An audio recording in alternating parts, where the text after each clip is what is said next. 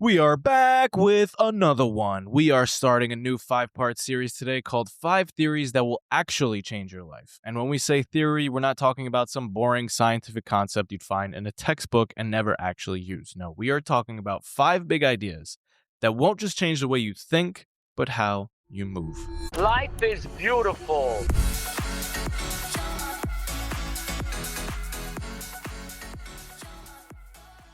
We are starting with arguably the most well-known theory of all time at this point. You know which one I'm talking about, Nick, right? I'm assuming it's that book that you see everywhere at the airport.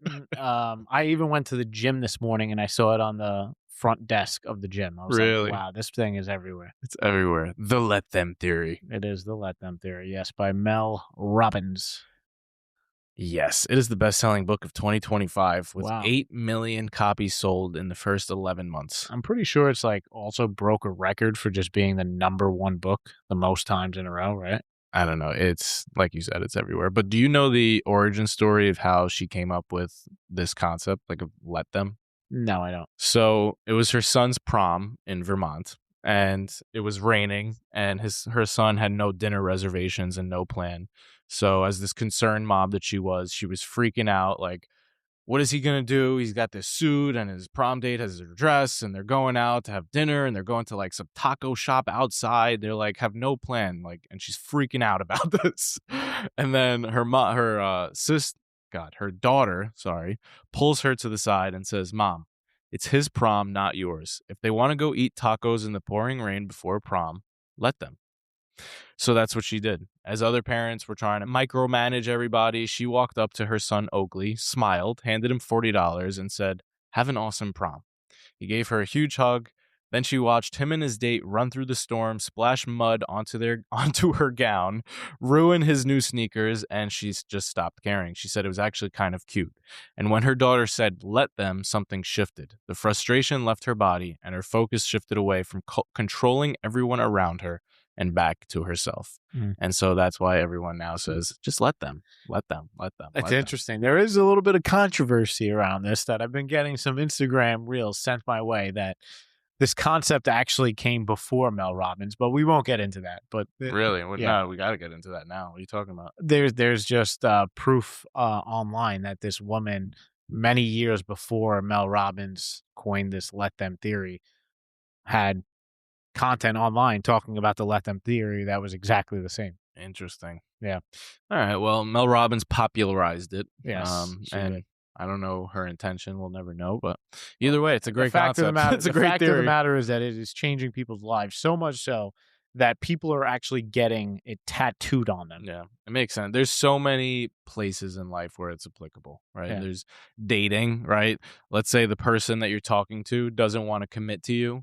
Instead of trying to like control that, like, oh my God, I wish they would be there. Just let them. If they're not interested, Can you let them. define the theory in simple words? It's basically let them is, how do I put it as simply as possible? It's really coming to terms with the fact that you can't control other people's behavior. And so if they're doing something that's bothering you, rather than get all tied up in knots about it, just let them. Yeah. It's about taking the control back in your hands and realizing that you can't control things outside of yourself. You can't control people, especially. Yeah. And which is people, which are outside yourself. But the only thing you can control is yourself. That's your response to it and what you feel about it. Exactly. So I feel like you do this all the time to me, where you like try to fix me, like what Mel Robbins was trying to do. Like if I'll come in and I'm like not feeling that great, you'll like try to snap me out of it as opposed to just like letting me be how I am. Yeah. And it always backfires I definitely on me. need to put this into my vocabulary more often. Just let them. Just let them. Another example is, let's say your friends go to dinner without you, right? Instead of getting all bent out of shape about it and feeling betrayed, you just let them. You don't let it bother you. You just let them. And the thing about let them is when these people do things to you, it's not saying let them walk all over you. It's more so just collect the data and don't let yourself get tied in knots emotionally over what is out of your control, which is their behavior. But still collect the data, still collect the information. And then there's actually a second part of let them. Do you know what it is? No, what's that? So it's let them, and then it's let me. What's that? So it's let them not invite me to dinner. Let me set a clear boundary here and maybe find a new set of friends that actually appreciate me and want me around. Wow. So it's let them do that thing, and then let them does is it takes the energy that you've been wasting being angry about what they did, which is out of your control. Yeah. And now you have this energy back because you're not wasting it on them. And so you put that on yourself and you decide what you want to do. So let them not want to go on this date with me. Let me go find someone who actually does want to be with me. Yeah. I think what you're explaining is what people get, people often misunderstand about acceptance or surrender. Yep. Right. It's when we say radical acceptance, which is a term that has been coined by Tara Brach, I think. Brock. Yeah.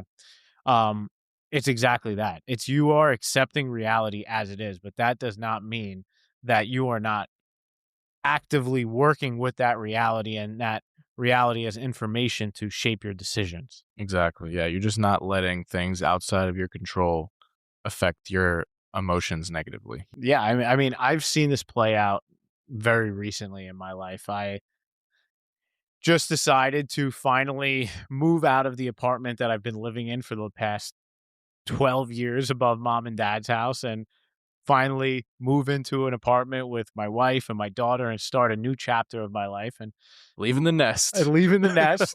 And, you know, the initial response from mom was one of, why would you do that? Yeah, she was disappointed or not. I don't know if it was disappointed, but more like concerned and probably sad, but a combination of those two things. But I took that as information, but at the same time, I had to process it myself and make the decision that was best for me. So I let her have her, opinion and her emotions. But at the end of the day, I had to just use it as information to make the decision that was best for me. Yeah, that's a big one. I feel like people forget that parents' job is not to make you happy per se. It's to keep you safe. Yeah. Just like the brain. The same thing happened with us when we quit our jobs, right? Yeah. So I like to joke with mom and I tell her that anytime she doesn't like what I'm doing, it's a sign for me to go run in that direction. The ultimate litmus test.